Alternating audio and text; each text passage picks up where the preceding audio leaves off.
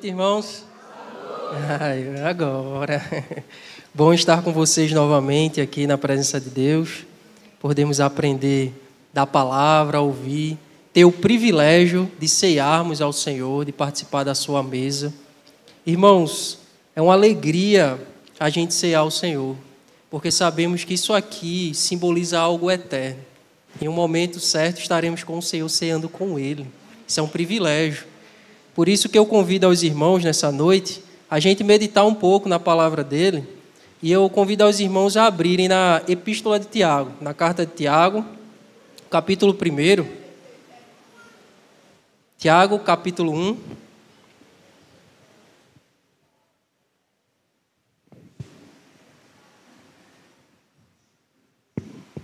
Tiago, capítulo 1, a partir do verso 1.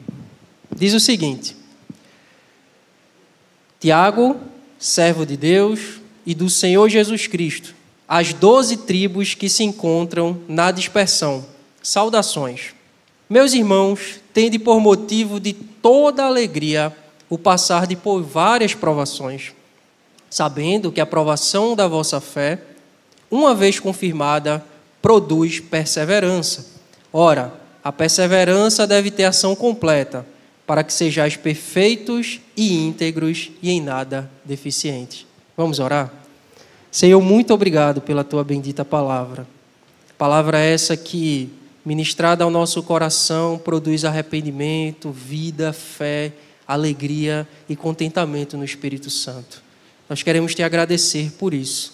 E Te pedir, Deus, que o Senhor nessa noite possa nos repreender. Não é fácil, mas nos exorta, nos repreende, nos corrige. Mas também, Deus, nós queremos Te clamar por alimento da Tua parte, por paz, por consolo, por esperança e por vida, Senhor. Nos ajuda nessa noite a assim experimentarmos da Tua parte tudo isso faz parte da Tua graça. No nome de Jesus. Amém. Amém. Irmãos, eu imagino que para nós, para todos nós, o lugar mais confortável e mais seguro seja a nossa casa. Não é verdade? Talvez você lembre aí daquele bairro onde você cresceu, né? Ou a cidade onde você nasceu, né?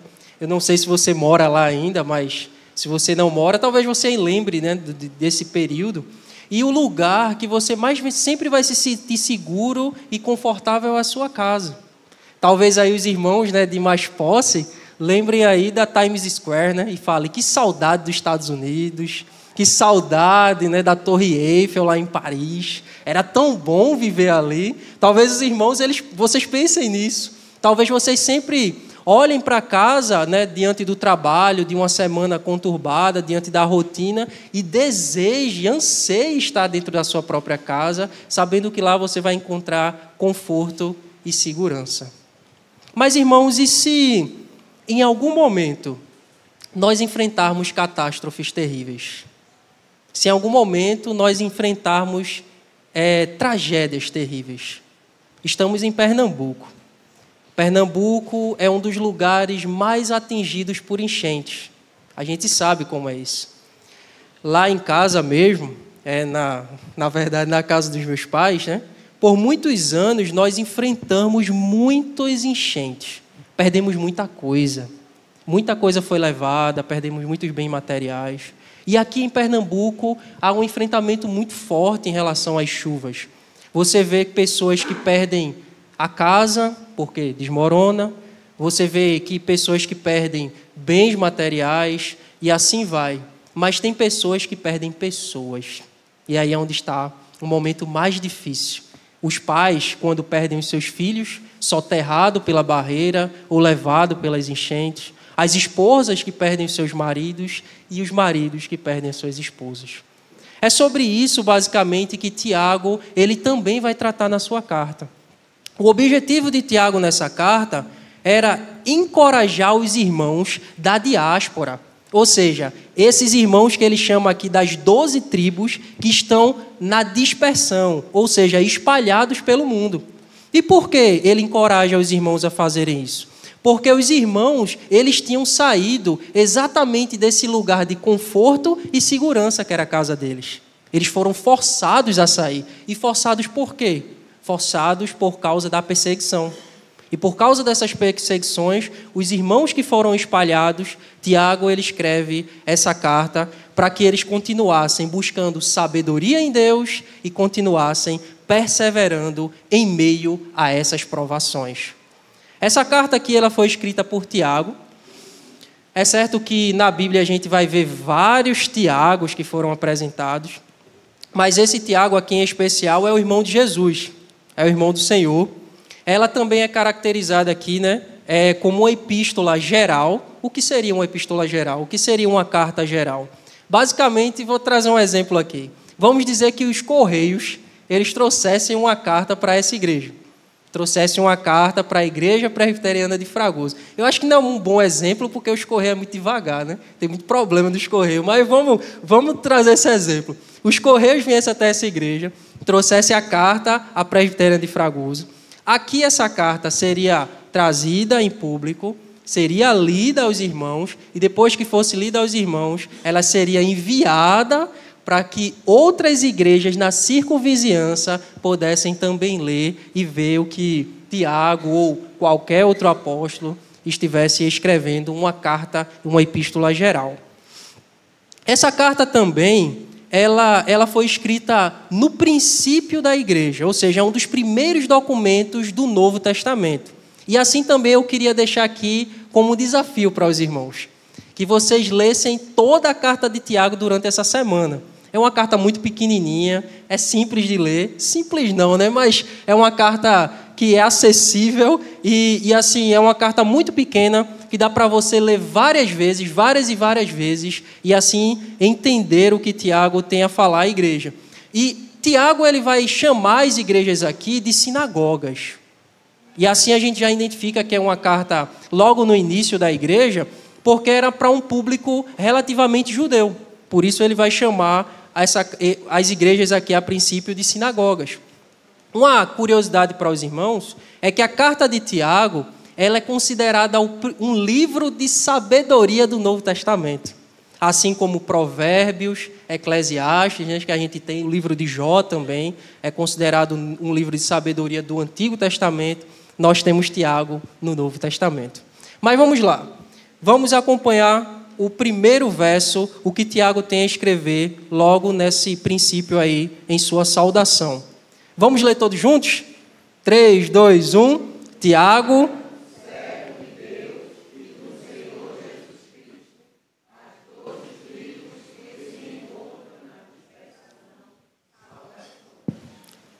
Acredito que os irmãos devem lembrar, da última vez que eu cheguei a ministrar aqui a carta de Filemon, e a gente falou um pouco sobre a ideia do que seria servo, nessa época. E servo aqui a gente vê a raiz da sua palavra, que é literalmente escravo. E Tiago escreve aqui dizendo, Tiago, servo de Deus, ou seja, escravo de Deus. E na cultura da época, o escravo, ele era completamente sujeito ao seu senhor. Completamente sujeito ao seu senhor. Então, o escravo ele não tinha liberdade de pensar, o escravo ele não tinha liberdade de agir por si só, o escravo não tinha liberdade de ir e vir, o escravo não tinha liberdade de absolutamente nada. Ele era sujeito totalmente ao seu senhor. Eu acredito que alguns irmãos aqui trabalhem como pedreiros e tal, e dentro da profissão em que você trabalha nessa área, você sempre vai ter instrumentos. Você tem uma enxada, você tem uma pá. E o escravo ele era considerado como uma ferramenta humana para o seu senhor. A ponto de que se essa ferramenta ela enferrujasse, ela não tivesse boa, o senhor poderia simplesmente olhar para aquele escravo e descartar ele, matar ele. E para isso ele não seria acusado de coisa alguma. O escravo ele vivia dessa forma. Mas para uns judeus, irmãos, é muito comum se considerar servo de Deus. Chegar e dizer, eu sou servo do Senhor. Ou seja, aquele Deus de Israel, aquele único Deus de Israel, o Iavé, o Deus pessoal do povo. A gente vê semelhante também, até mesmo a nossa cultura. Como o evangeliquez tomou forma na nossa cultura. você vai ali no centro, né? Aqui em Paulista, você vê os combeiros, né? Vai, benção. E aí, benção, vai? E aí, vai, benção. Você vê até a buzina, né? Vai, benção, vai, benção. Sempre essa linguagem. Você vai comprar na barraca ali da irmã e já chama de irmã. Você vai ali numa padaria, você diz, irmão, me dá alguma coisa. Se tornou muito comum essa linguagem.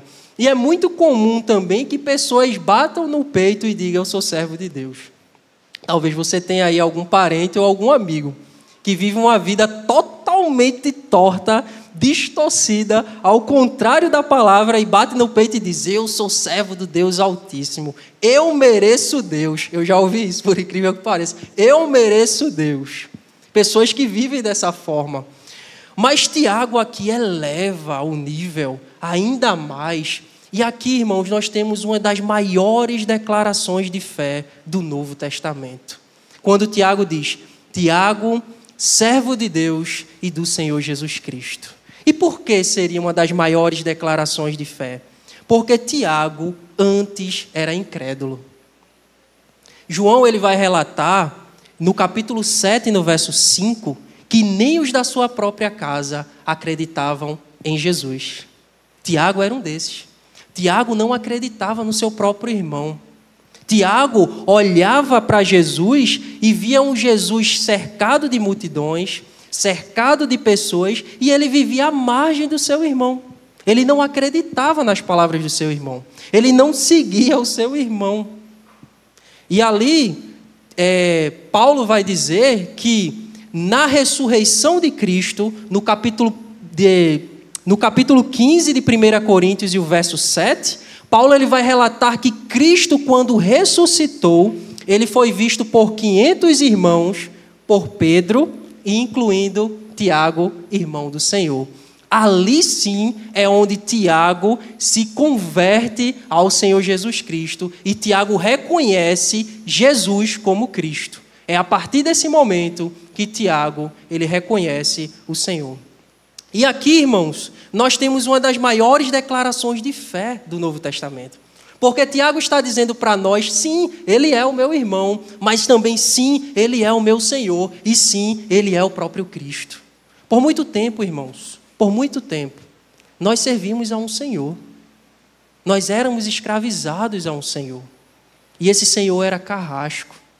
Esse Senhor nos maltratava, esse Senhor nos agredia, esse Senhor nos oprimia, esse Senhor nos tratava num nível tão agressivo a ponto de nos matar. Esse Senhor nos odiava. Mas também em um certo momento se revelou um Senhor a nós. Um Senhor superior a esse Senhor, que nos comprou.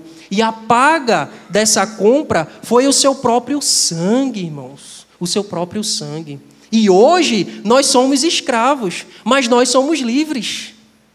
Você é livre, meu irmão. Você é livre para pensar. Você é livre de si mesmo. Você é livre dos seus próprios pensamentos. Você é livre das suas próprias culpas. Você é livre das suas próprias dores. Você é livre da sua ansiedade. Você é livre das suas crises. Você é livre do seu passado. Porque o Senhor te comprou do antigo Senhor que te dominava. Você já não é mais escravo do pecado. Você é escravo do Senhor Jesus Cristo. Isso é superior a qualquer outra coisa, irmãos. Ter esse conhecimento é superior a qualquer bem material que nós temos nessa vida. Superior a qualquer conhecimento que nós temos nessa vida. Por isso que Paulo vai dizer que em Cristo está escondido todo o tesouro da sabedoria e do conhecimento. Nós temos esse conhecimento, é acessível a todos nós. Hoje, irmãos, nós somos escravos, mas também somos bem cuidados. Nós somos escravos, mas também somos protegidos. Nós somos escravos, mas também somos bem amados. Eu acredito que todos nós aqui, né? Seja você saindo de casa, seja você pegando ônibus pela manhã, seja você pegando Uber, muitos de nós, ou todos nós, entregamos todos os dias a nossa vida a um desconhecido. A um desconhecido. Você quando pega ônibus, ou você quando pega um Uber, você está com uma pessoa que você não sabe nem quem é. Você não sabe se aquela pessoa bebeu. Você não sabe se aquela pessoa teve uma briga familiar. Você não sabe como está a mente daquela pessoa. Talvez o ônibus ali pudesse bater, pudesse virar, pudesse acontecer qualquer outra coisa. Mas veja uma coisa interessante. Todos os dias nós saímos de casa, todos os dias nós colocamos o pé no chão e é o Senhor quem nos dá essa graça de vivermos isso. A graça de respirar. A graça de viver, a graça de entendermos que podemos chegar ao trono da graça a fim de receber graça e socorro em momento oportuno. Podemos orar, podemos conversar com Deus. Somos livres de muitos acidentes, de muitas coisas, porque o melhor dos senhores nos protege. O melhor do Senhor cuida de nós e nos livra da morte constantemente. Estamos amarrados ao Senhor Jesus Cristo, irmãos. Estamos amarrados a Ele. Por isso, diante desse Senhor, diante desse Cristo, nós precisamos reconhecê-lo como aquele quem domina e guia todos os aspectos da nossa existência. Somos do Senhor, irmãos, e nada nos tira da sua presença. O verso 2, Tiago, ele continua dizendo: meus irmãos, tende por motivo de toda alegria o passardes por várias provações. Vamos repetir todos juntos? 3, 2, 1. Meus irmãos.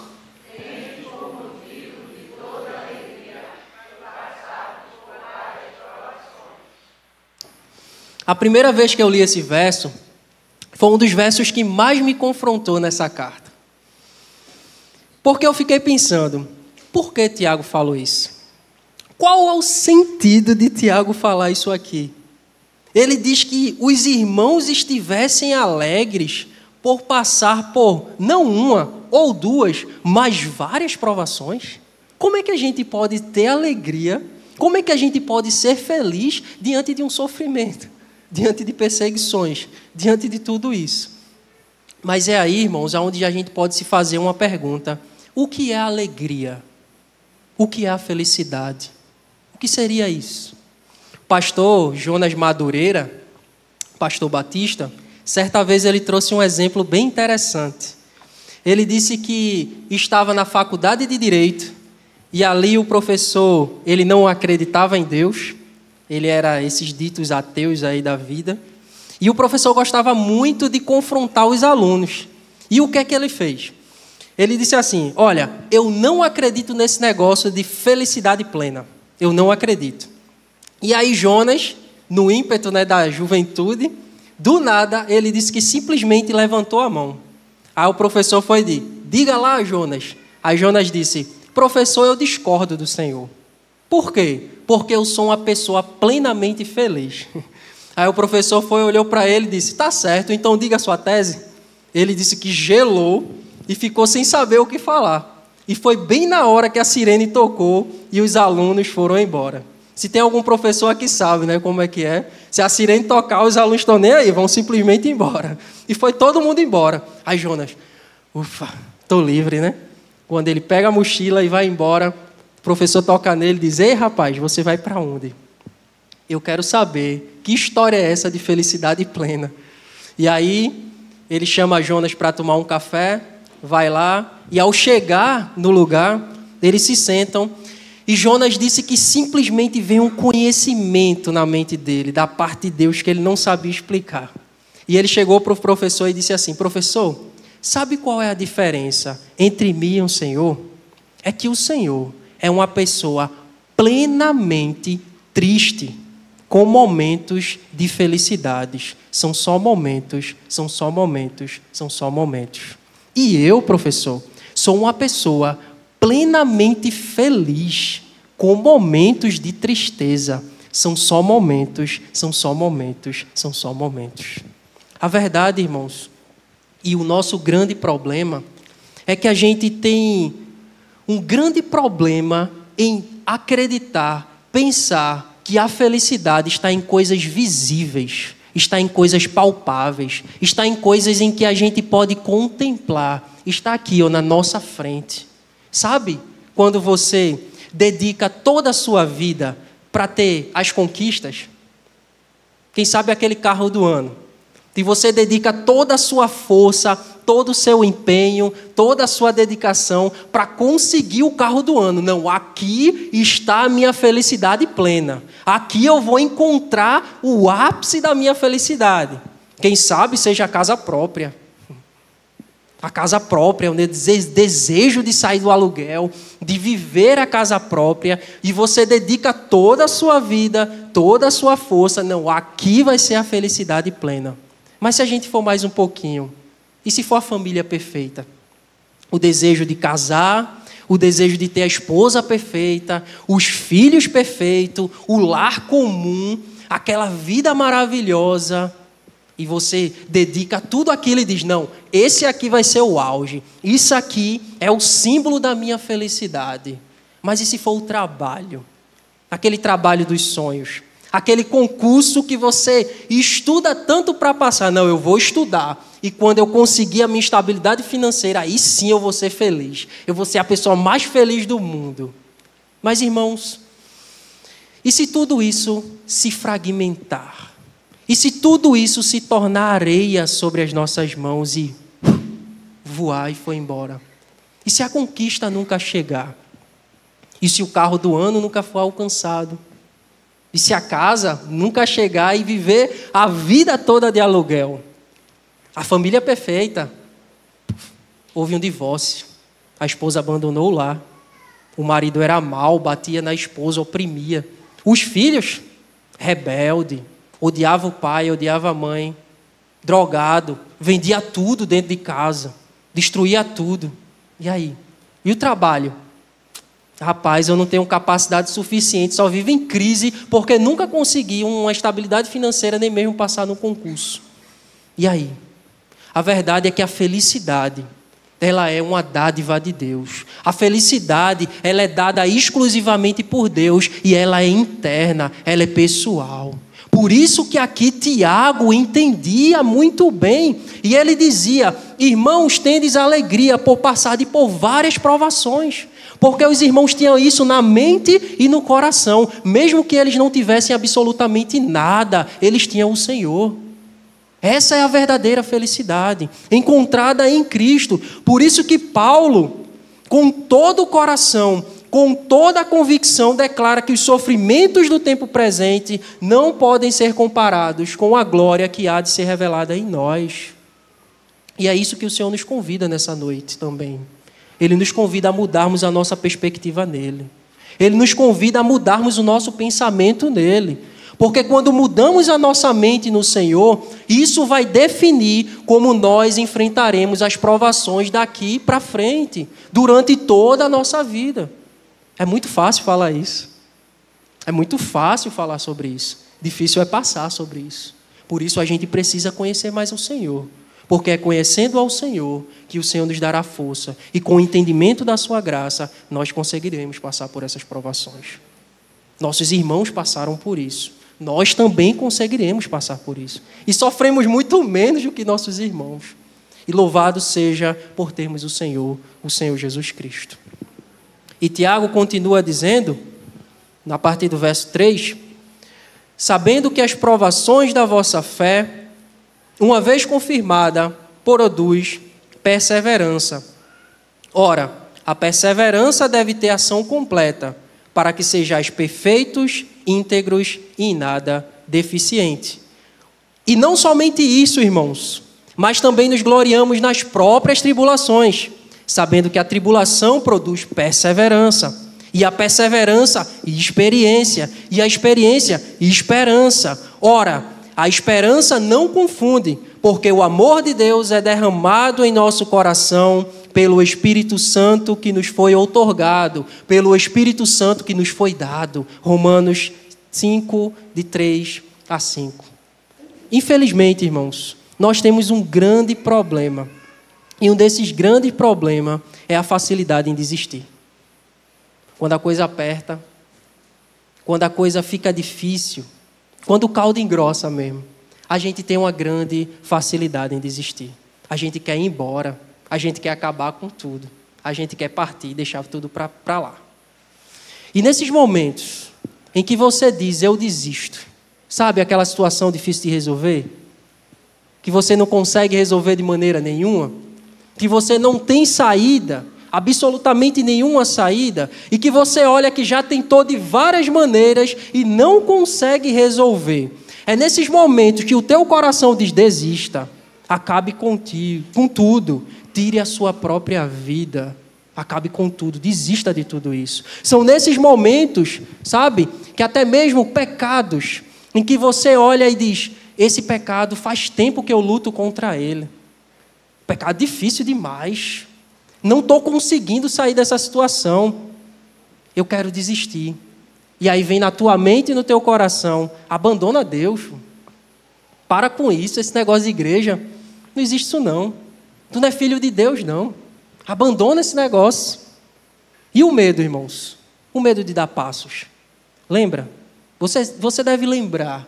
Nós sabemos os momentos de dar os passos necessários. Aqueles momentos de tomar atitudes que a gente precisa, mas que no fundo, dá aquele medo, porque é algo novo. Porque vai vir algo novo. Vai vir muita mudança por aí. E na sua mente só diz: desista, desista, acabe com tudo isso, para, esquece.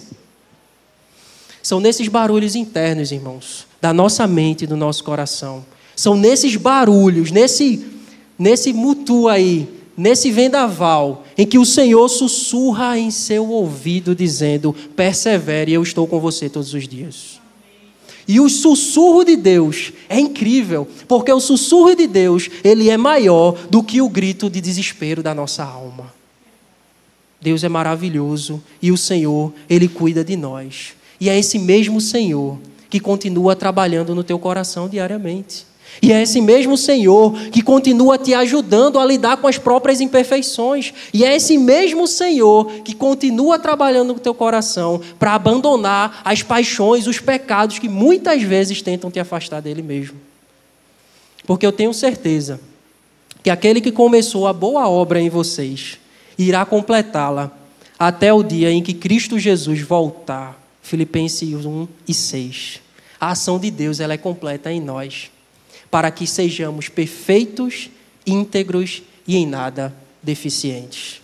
Por isso que Tiago, com todo o coração, com toda a paixão, no verso 12, ele vai declarar que bem-aventurado o homem que suporta com perseverança a provação, porque depois de ter sido aprovado, receberá a coroa da vida, a qual o Senhor prometeu aos que o amam. Isso é o que receberemos no final de tudo. As provas, elas existem para confirmar a nossa fé. As provas, elas existem para nos fortalecer em Cristo. Mas se diante de tudo isso, diante de todas essas provas, diante de toda essa palavra, você ainda não encontrar saída, se encontrar perdido a meio a isso, Tiago, ele nos dá mais um segredo. Veja comigo no verso 5, ele vai dizer: se porém alguns de vós necessita de sabedoria, peça a Deus, que a todos dá liberalmente, em nada lhe impropera, e lhe será concedido. Peça, porém, com fé, em nada duvidando, pois o que duvida é semelhante à onda do mar, impelida e agitada pelo vento. Não suponha esse homem que alcançará do Senhor alguma coisa, homem de ânimo dobre, inconstante em todos os seus caminhos. Se é isso que falta, é a sabedoria, Deus está assim, de mãos abertas para nos conceder. E é essa sabedoria da parte de Deus que vai fazer toda a diferença, irmãos. Eu queria deixar aqui uma aplicação para nós. E uma dessas aplicações, irmãos, é que nós precisamos ter fixo na nossa mente que somos servos de Deus. E como servos de Deus, como escravos desse Cristo, estamos libertos do pecado. O pecado não tem domínio sobre nós. Mas também, irmãos, nada nos arrebatará das suas mãos. O Senhor nos tem em suas mãos. O Senhor é aquele quem está segurando as nossas mãos diariamente, para que jamais sejamos perdidos nesse mundo. Estamos diante de Deus. Mas se somos servos, também, irmãos, seremos levados às provações. Seremos provados, passaremos dificuldades, sofreremos por causa da verdade. No entanto, são essas provações, por meio dela, que seremos aperfeiçoados. E por meio do aperfeiçoamento do Senhor, encontraremos descanso nele. A verdade é que jamais o Senhor nos livrará ou nos tirará as provações. As provações, elas sempre vão existir. A tempestade, ela sempre vai existir. Mas a verdade é que o Senhor nos encontra no meio da tempestade. A verdade é que o Senhor nos encontra no meio das provações. E é diante disso que vamos nos tornar ainda mais íntimos, mais fiéis, mais apegados às verdades de Deus. E por mais, irmãos, que a gente ame e considere a nossa casa, o nosso lar, o local mais seguro e confortável do mundo, tudo isso está assim, sujeito a se desfazer como areia no vento. Se desfaz. Por isso que precisamos entender que somos peregrinos sobre esse mundo. Nós somos peregrinos, o povo da dispersão. Estamos espalhados pelo mundo todo. E caminhamos em uma só direção, um só caminho. Nós caminhamos em direção à cidade celestial, à cidade de Deus. Louvado seja o Senhor. Vamos ficar de pé, vamos orar e agradecer a Deus nessa noite. Querido Deus, nós queremos te louvar nessa noite. Nós queremos te agradecer por tua bondade. Queremos te agradecer porque sabemos, ó Deus, que o nosso coração ele é transformado exclusivamente pela tua palavra. Que um dia fomos alcançados por ti. Que um dia na eternidade, diante da tua missão, o Senhor olhou para cada um de nós aqui e chamou para viver verdades eternas, Senhor. Estamos aqui, Deus, em um só propósito, é te adorar. Te adorar hoje com louvores e canções. Te adorar hoje por meio da tua palavra, mas também te adorar amanhã, em meio a toda a rotina. Te adorar amanhã, Deus, quando o Senhor segura a nossa língua. Te adorar amanhã, Senhor, quando as nossas atitudes são santificadas. Te adorar amanhã, em meio à tua missão, no trabalho, nos estudos, em todos os lugares, dando bom testemunho da tua verdade. Te adorar amanhã, Deus. E nós queremos te orar, Senhor, e te pedir graça. Derrama da tua sabedoria sobre nós, Senhor. Derrama da tua sabedoria sobre nós em meio às provações dessa vida. Quando enfrentarmos problemas terríveis. Quando enfrentarmos dificuldades em que achamos que estamos sem saída.